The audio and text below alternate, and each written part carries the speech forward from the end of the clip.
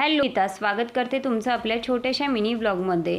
आज मी तुम्हाला कुठल्याही प्रकारची पावडर किंवा औषध न वापरता वर्षभर गहू कसे टिकवायचे ते सांगणार आहे। सगळ्यात अगोदर गहू स्वच्छ चाळून आणि निसून घ्यायचे।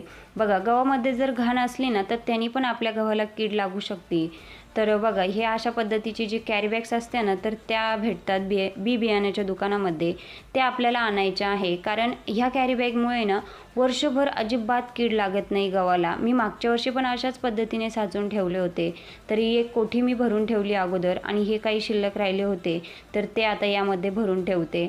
बघा, अशा पद्धतीने कॅरी बॅग लावून घेतली की आपल्याला सगळे गहू यामध्ये ओतून घ्यायचे।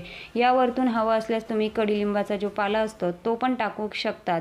आणि नंतर जे एक्स्ट्राची जी ही पन्नी आहे तिला मी अशा पद्धतीने घट्टसर आहे ना गाठण मारून घेणार आहे। जर आपल्या गव्हाला हवा लागली नाही ना तर अजिबात कीड होत नाही। मी मागच्या वर्षी पण हीच पद्धत वापरून साचून ठेवली होती आणि माझी आई पण हीच पद्धत वापरते। त्यांचे तर खूप जास्त असतात तरी ते असे साचून